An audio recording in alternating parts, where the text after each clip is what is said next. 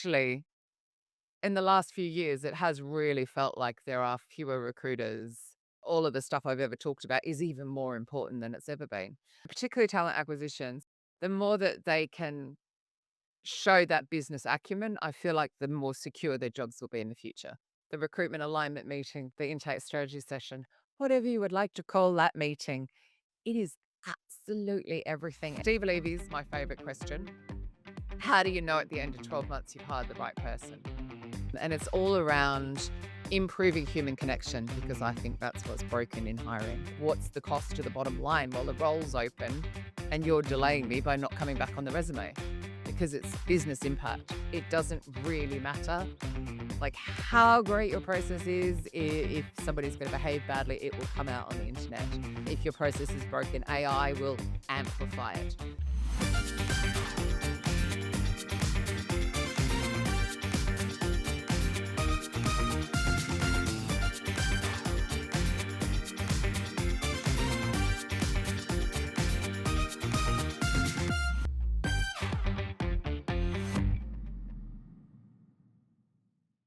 Hi there, I'm Denise Chaffin, and I am your podcast host for Talking TA. And today I am honored to have with me Katrina Collier.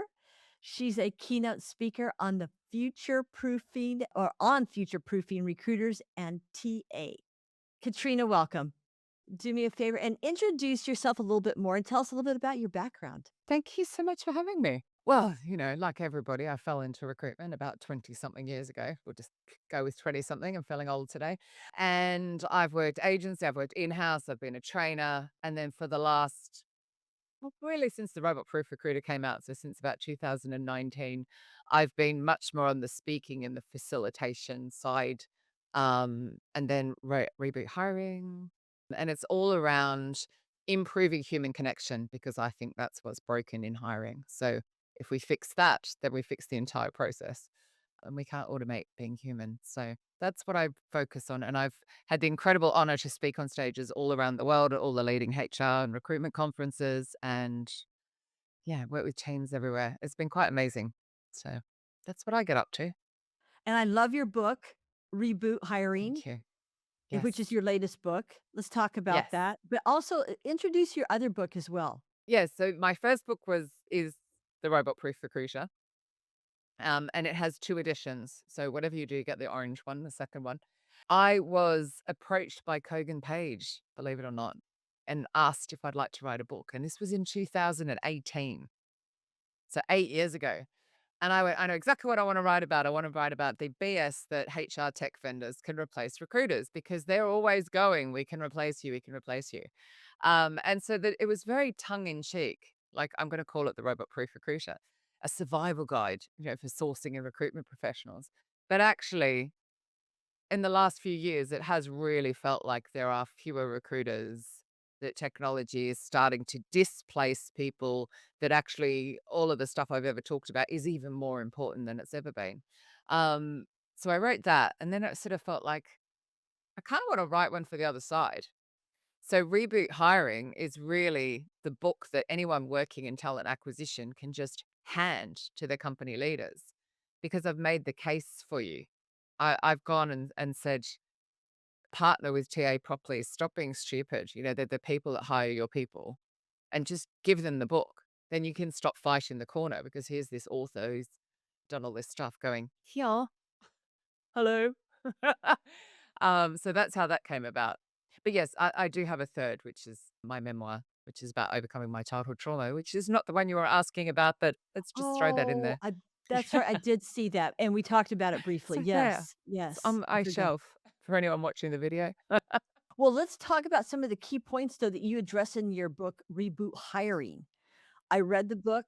It's Thank amazing. you. I love and like you said, it is just it's a full well, the first chapter is a full discussion in itself, really. The fact that business leaders are still treating talent acquisition practitioners as I guess, maybe a shared service, if you will, versus a business partner Yeah, is a huge discussion all the time. I mean, it's like we're arm wrestling with it. it's What were some ridiculous. of the glaring clues that came up that wanted to put this that made you want to put this topic in your book? I think it's just working with talent acquisition teams. I mean, I just see the same stuff over and over and over. And let's not forget, because I was writing this, when did this come out? 2004? It's Mhm. 2024. I mean, oh, let's just lose 20 years. A couple of years ago, so we were going through the hellfire of the 2020s, as I like to call it, because you've just watched TA teams be fired and then rehired for that massive overhiring and then fired again and then kind of rehired, and then all of the ageisms happening. And so there's a lot of very where to I sort of felt like talent acquisition was coming into its own in 2019, and now I feel like it's been brutalized and put through the ringer, and it's just trying to reform itself. So a lot of it came from that, talking to these people-pleasing recruiters, or they'd tell me that their managers won't partner with them, they don't turn up to meetings, they cancel interviews last minute, and so on and so forth. And I'm hearing this, it doesn't matter where they are. It genuinely doesn't matter what industry, what location, it happens all around the world. And so it just felt like enough. Like I just need to write this kind of like, stop being stupid. Because it is stupid, right? It's like, and it's just so simple to fix, which is just have some respect. They're your colleague. So it wasn't so much I saw a particular company really screw it up. It was like I hear this consistently. And then I hear great recruiters do great things. So obviously they've made it in there. But it's just the constant stories of, Oh, and just well, and the constant struggle of trying to be relevant yeah. and to maintain relevancy. Mm.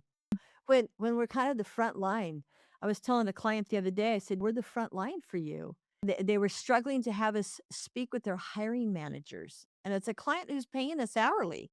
And I told them, "If you want us to really have a good understanding of what this team needs, we need to speak with your hiring managers." And I don't understand that. The mentality of, Yeah, the mentality and that territorial yes. mentality. I mean, you think about, do you remember that game you played as a child?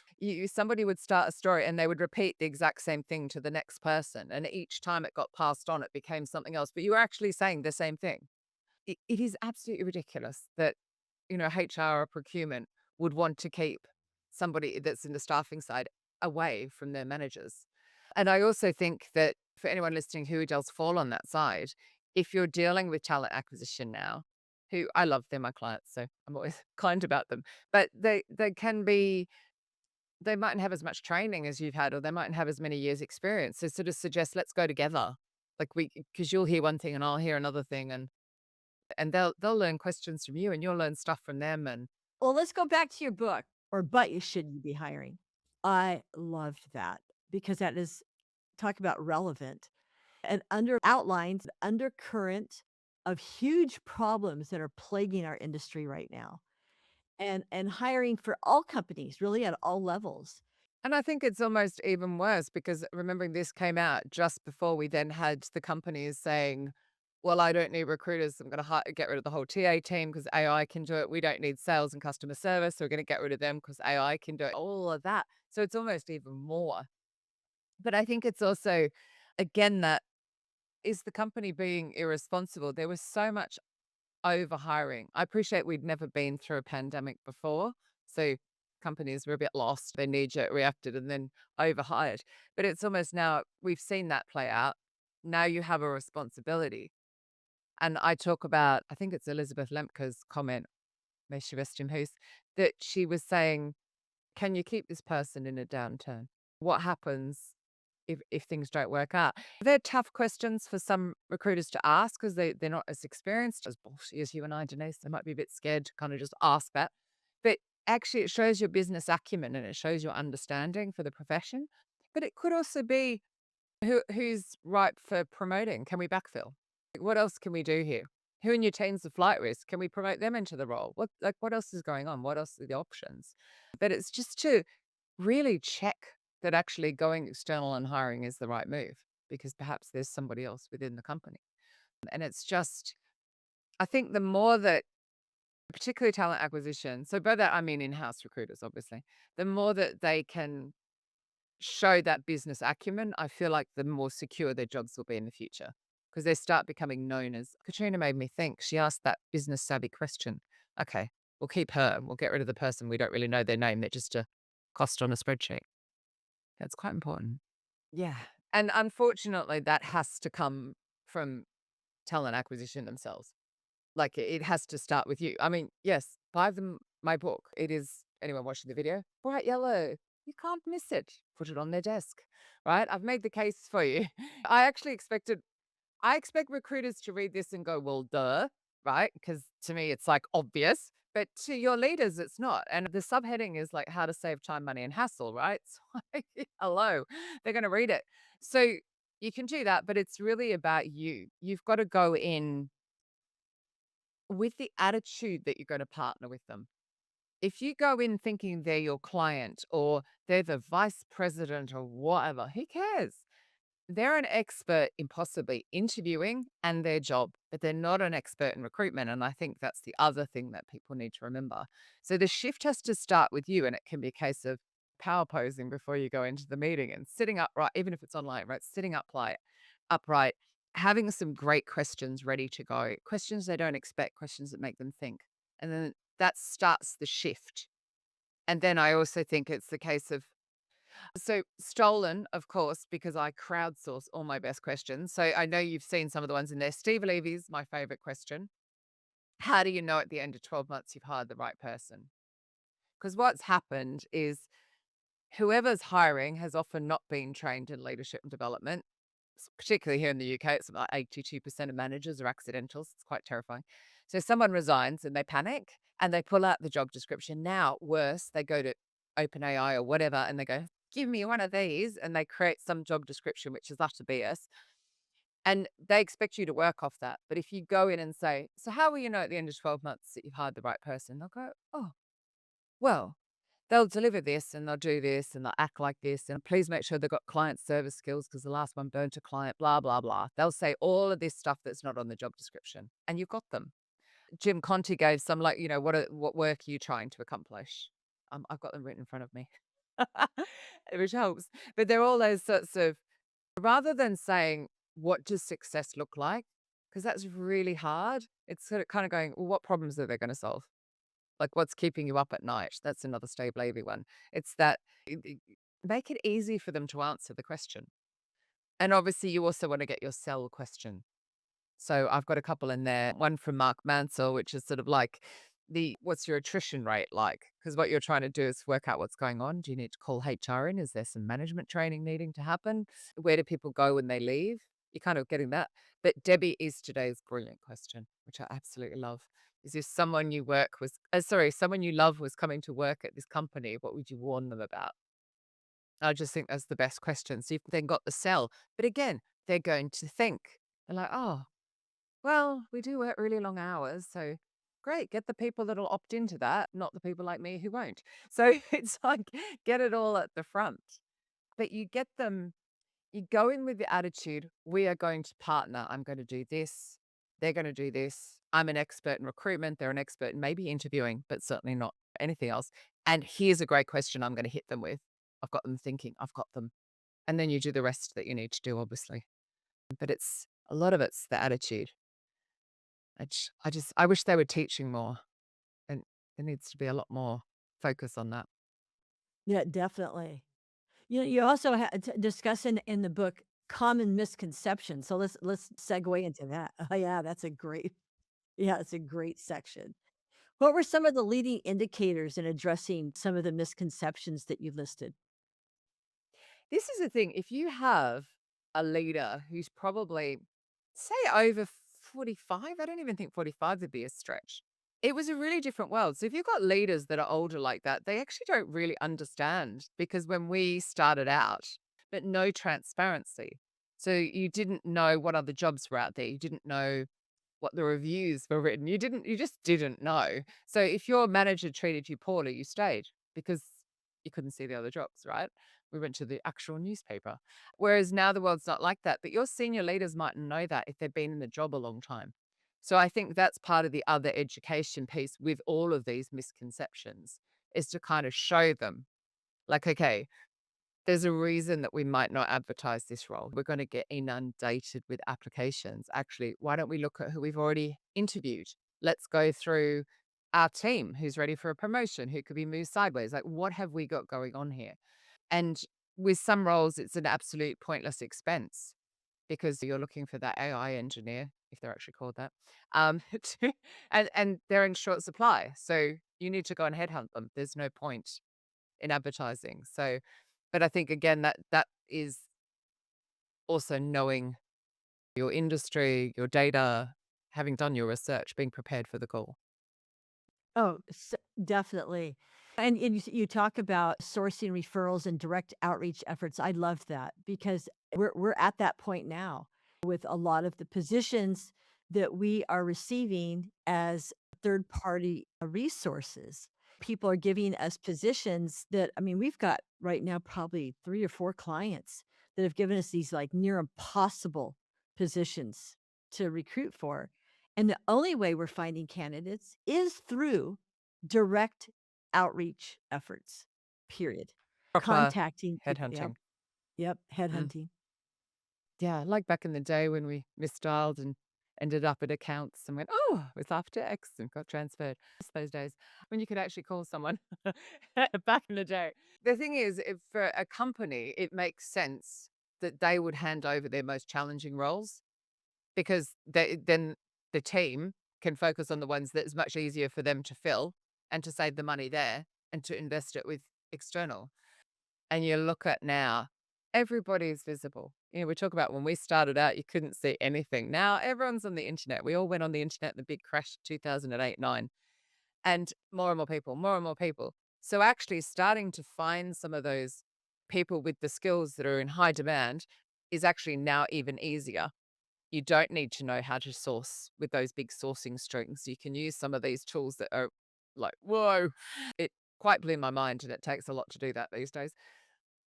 But that doesn't mean someone will reply. And in fact, I think what will happen is people will become even harder to get them to reply. And particularly if you're going to, I mean, it was LinkedIn in malls, I guess, Steve Levy word, but the awful mass in mailing.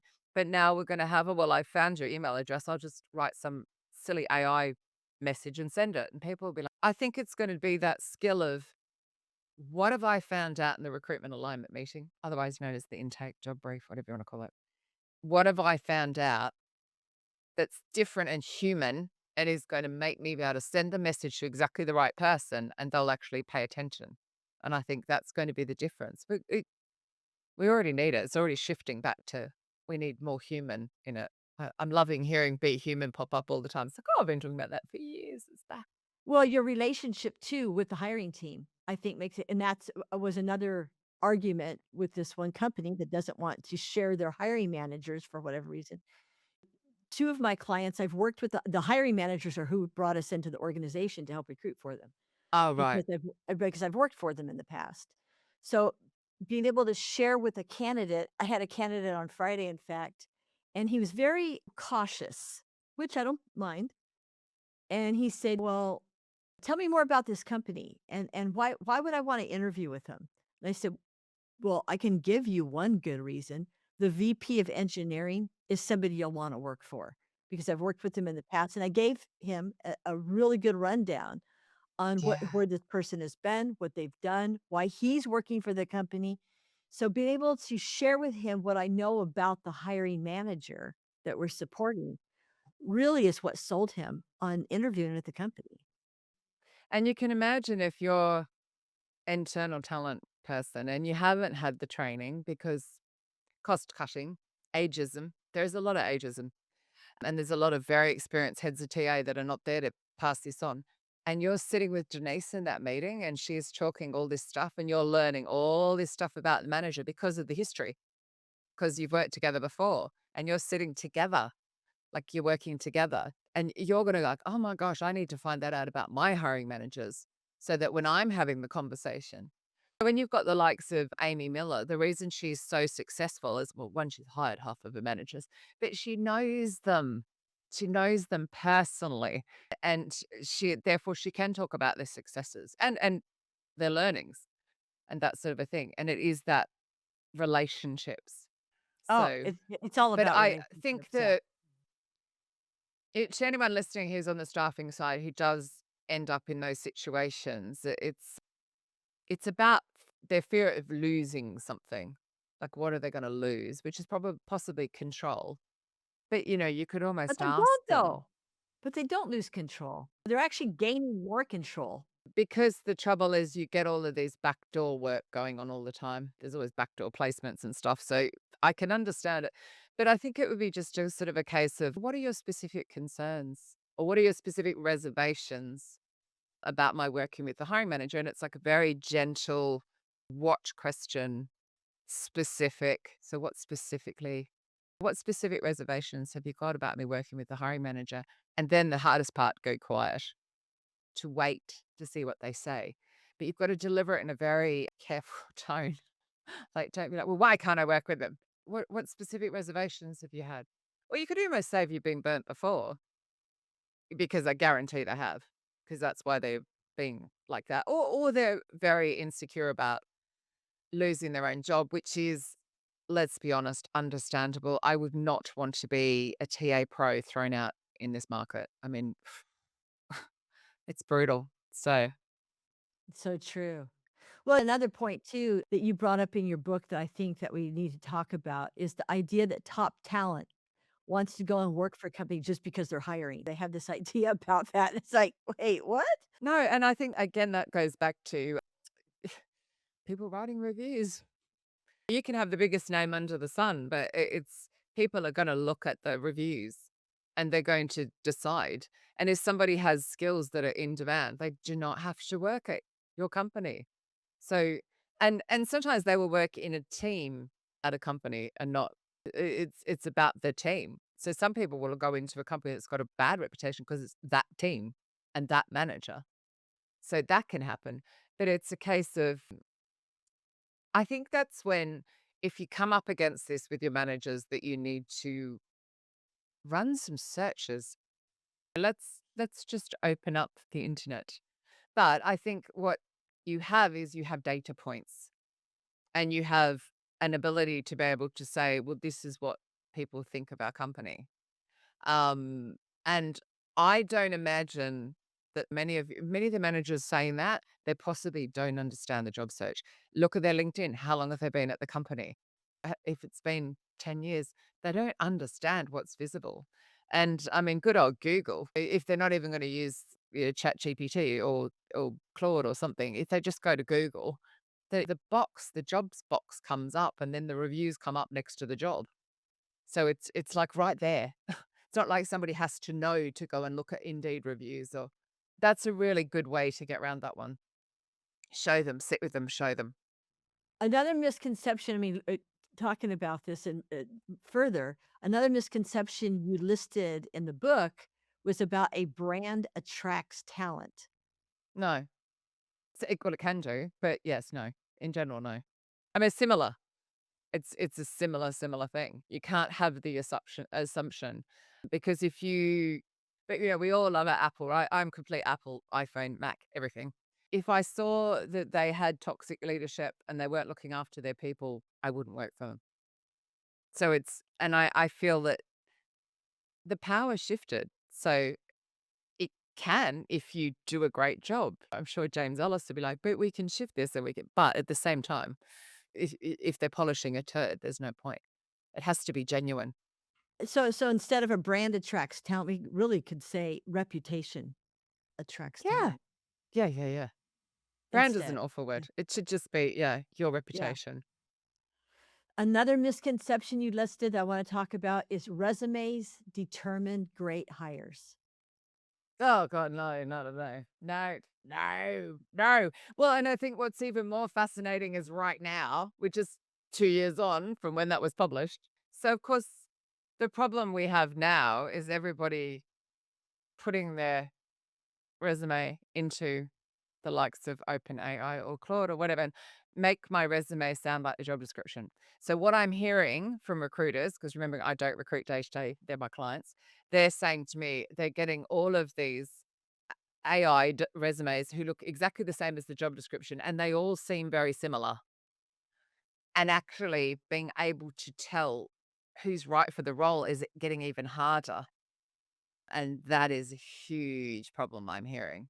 And so if you're a job seeker, Yes, but like I understand why you want to use it and it could potentially make your resume seem better, but you have to go back through it and it can't sound identical and it has to be backed up. They're looking for those achievements. So yeah, I'd be really careful. And I certainly wouldn't be taking the first draft. And actually I reposted something this morning, which was a woman had taken her resume and put it into Claude. She put it in as a Jennifer and then she put it in as a Jeff and the different words it used. Now, she did this massive project for a charity, huge thing. It was part of McDonald's, huge, really proud of it. And it toned it down to almost like she was an admin. I'm probably exaggerating slightly when it was Jennifer.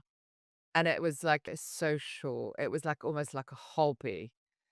And then for the male version, it was much more architect and it was just insane. She even asked Claude, like, "Why did you do that?" And it was like, "Oh, I can't change my algorithm because I didn't write it, but it's all based on the data that has been brought in, and in general, women use these words and menus." And it's just like, so it's like, again, something else that you have to be aware of. If you're going to use AI to improve your resume, is it improving? Oh, sorry, I'm doing air quotes for anyone just listening. Do you call them air quotes, speech quotes? I'm not sure what they call them in America. Well, we hear about the unconscious bias all the time of AI, so that's a great example of that. I mean, it's just I think what's happening is the AI is amplifying the bias. And I think that we've got to this brilliant tipping point, thank God, really fast, where we now need to go, hang on a minute. There's enough court cases going through. You've got obviously the Mobley versus Workday, and there's others popping up all the time. As like, we need transparency around how this algorithm was created and what data it has used to come up with this response. And it's like, it is the responsibility of TA and the HR vendors and your company leaders. Like, you've got to start going, is this actually better? Yes, humans are biased, and that's why I'm saying it. And there's enough coming up all the time that are quite concerning. And some of them came out before even AI. I mean, there was another one popped up recently, which was actually from data from 2022. So before modern AI, but oh my gosh, was it baking in bias? Terrifying. So it's you need to be reading up, you need to be working out, you need to understand your regulations and following people who are talking about this and who are working in the space and who are trying to make it better again all the time. And there's lots of people that write about it. So, I was gonna say Hilke Schellman, she was a guest on our yes, podcast when her book came out, The Algorithm, and she talks about that a lot extensively in her book, and it was just eye-opening. I'm going forward by Hilke Schellman. She wrote the forward to Reboot Hiring. She is amazing. And because she's an investigative journalist and she's sitting in the back of this taxi talking to someone who starts talking about job search and she's like, hmm. And off she went. And then again, that's also before some of the more recent stuff. So yeah, everybody needs to read that. Even if it's like, even though some people read it and go, oh, well, it's a bit dated now. Well, yes, but it still gives you the idea because it's obviously technology is zooming ahead all the time, right? So it might be the case studies are 2 years old, but it doesn't matter. The fact is you've got to engage your brain and think, is this actually right? Is this result right? Can I believe what I'm seeing? And I think that it's more important. Critical thinking. This thing. I'm actually really glad we've got past the just calling people dinosaurs because I've been quite like, I'm not sure about that. I just sort of intuitively knew it wasn't right, and I would step back and people go, "Oh, you're just a dinosaur." I'm like, "No, no, I just don't wanna use it. I just don't. I don't see it adding value." Hey, I wanna cover a part in your book, though, that's called Articulating the Need.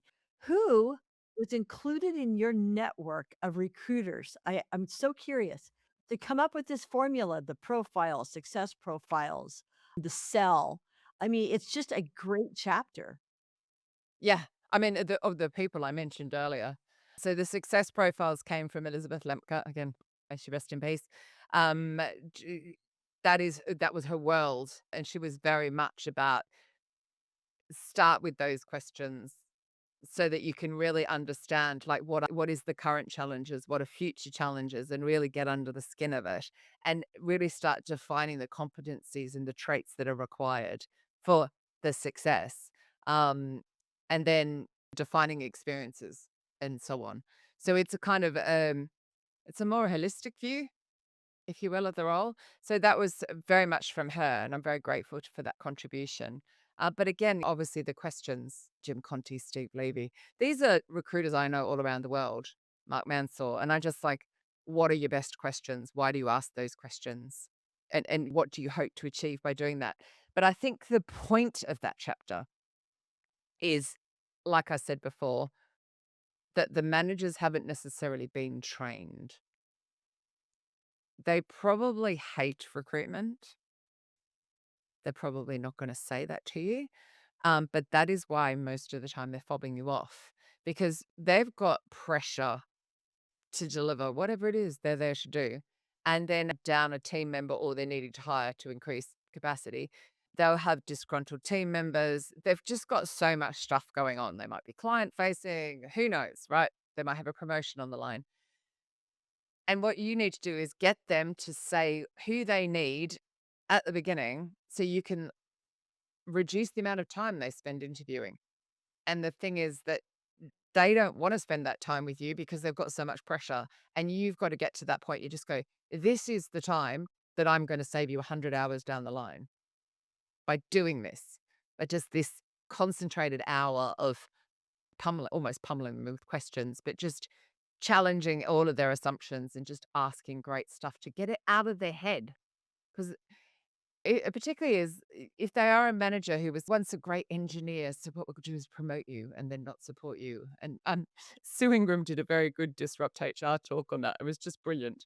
You're a great engineer, so we'll promote you and we'll let you die. Because that's what happens, right? And then they don't know how to hire for their team because they barely know how to manage their team. And everybody's pretending because they don't want to be found out. So it's a case of you go in and then you can guide them without saying, "Oh, you really don't know what you're doing, do you?" You don't. They probably don't. So you help them. But what you then do is you save them time and you save yourself time and you make them look great in the market, reputation. So that's what it's all about. Oh, yeah, I love this because, in fact, I have to do a presentation this week, and one of the things I'm talking with the audience about is about the profile and articulating the need because, Yeah. you know, instead of writing a job description, write a design for the job.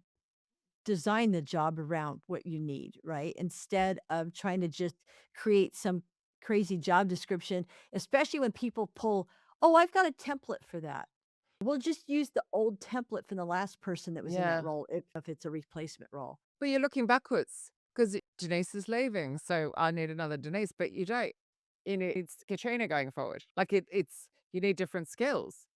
So it's this is your opportunity to bring in what you're missing in the team. So let's talk about what you need. And that's why I love Steve's question that take them forward 12 months and get them to look backwards. What have you achieved?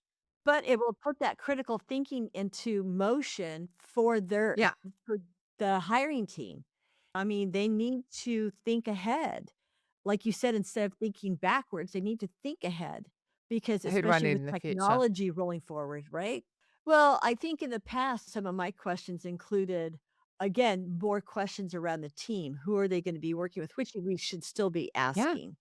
Because, I mean, when absolutely. you're moving somebody into a new role and you're bringing them into the organization, it's like you're adopting a new kid here into the family, right? Oh, It's like you need to yeah. have something to share with them to make them feel at ease, to make them feel like, "Okay, I am the right fit for this position."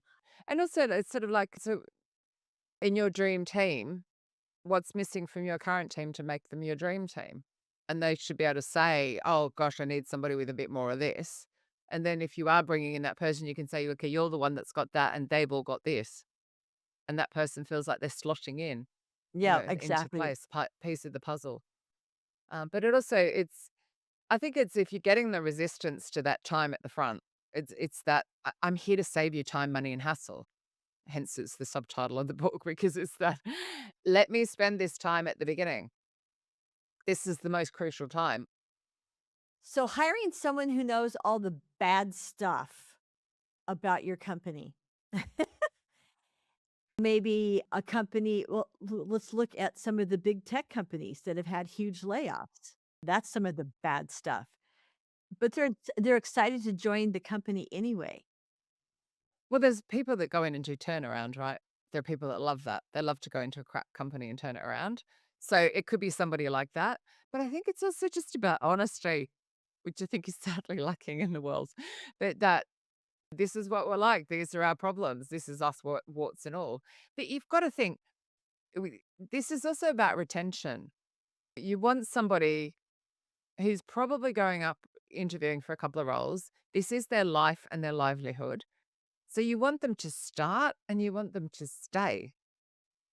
And I can't remember what the stat is now, but there's a staggering stat in there about the number of managers that lie during an interview. It's like, oh my gosh, which is also part of when you're doing the meeting, you've got to have an agreement of, okay, we've worked out this is the profile, these are the questions you're going to ask, and you're not to lie.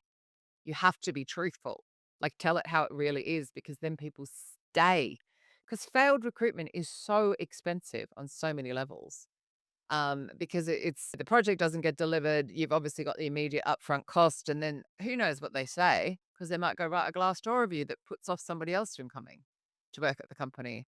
So it's about that honesty, and I just think we just need a little bit more of it in the world because no company is perfect.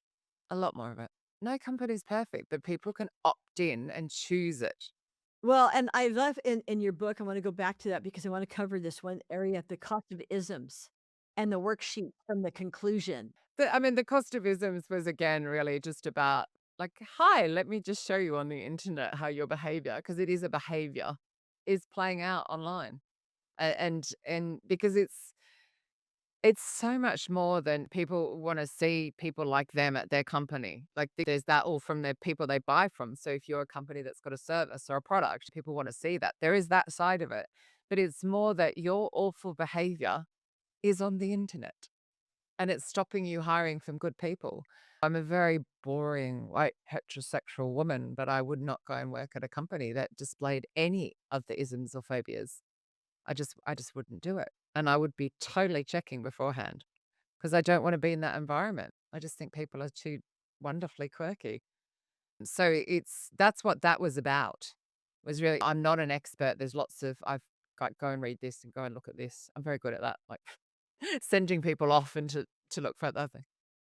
Well, I think this book is important for recruiters to read because it'll help them to work more effectively with hiring managers and hiring teams. And Yeah, and actually, I get think, past some of the. the thought that's just gone through my head was I talked in business speak, which recruiters don't do. We talk about, "Oh, you don't understand how long it takes me to read all these resumes," instead of the impact on your project of you not coming back to me on these resumes and me losing an applicant and having to start again is this. It's like, so you're talking all the time in like, what's the cost to the bottom line? Well, the role's open and you're delaying me by not coming back on the resume because it's business impact. And that I think is probably a great thing for recruiters to learn is they don't care about what you're going through. You need to talk about the business impact and their impact, the personal impact on them with the managers. And then your life gets easier anyway. So yeah, I do that. And it was quite hard for me to write that way as well, because obviously my whole background's recruitment. So it's like, oh, hang on, I had to rephrase this business impact. Business So impact. Yep. mm, So, what are your top 3 takeaways for our audience from your book? the meeting is everything. The recruitment alignment meeting, the intake strategy session, whatever you would like to call that meeting. It is absolutely everything, and it is the most neglected part of practically every broken hiring process I've ever seen. Probably most hiring processes, if I'm honest. Have the meeting, focus on it, get better at it. Don't let them fob you off. No meeting, no working on the role. Like that's how strongly I feel about it. Please pass that by your talent acquisition directors. Don't get fired on my account for saying that, but no meeting, no work on the role because you're not there to waste the company's time and money. Okay. So the meeting. And then I think the other thing is that technology amplifies bad processes and bad behavior. So it doesn't really matter Like how great your process is, if somebody's going to behave badly, it will come out on the internet. If your process is broken, AI will amplify it. So that I also think is really critical. And then you have to like become valuable and be and therefore value yourself. Now I say that from a position of I used to absolutely hate who I was and I was deeply deeply insecure, but I healed myself and I gained my self-confidence. So you're hearing somebody really self-confident saying that and I can understand you going, well, it's all well and good for you. But I have done years of work to get to this point. But once you know your value and you know that you're good at what you do and you know why you're asking the questions and what you're there to do, partnering becomes so much easier, not being intimidated by their job titles. I'm here to help you fill this role. We're going to partner on it. We're going to work through it together. And it's just this, you become confident. So hear whatever emotional stuff is stopping you from being confident, but just know your value. And one really easy way to do that every Friday, write down 3 good things that happened in that week because recruitment is an emotional roller coaster. And if you end the week going, I did those 3 things. And actually, the other one, I don't talk about it in here. No, I do talk about it in here. Star hires. Know who you have hired that has done wonderful things for the company as well, because then you can rattle them out when you're talking to your managers. They go and praise the salesperson, you're like, "I hired that person," and speak up and say that. "I hired that person. This is what I did to do that." So I think that's also really important. So yeah, meaning is everything. Technology really just amplifies bad behavior and bad processes, and be valued and therefore valuable. Thank you so much. I'm so glad to and so happy that we have had this Thank you. conversation, and Me too. we'll meet up again, I'm sure. Definitely. How can people reach you? I was gonna say Google me, it sounds dreadful. Do people do that anymore? I mean, katrinacollier.com or LinkedIn. But please, if you send me a LinkedIn request, say you heard the podcast. 'Cause it's always nice when you get those. You're like, oh, Sure. that's really cool. You bet. Yeah, You bet. easy. Thank you so much, Katrina. Thanks, Janice. All right.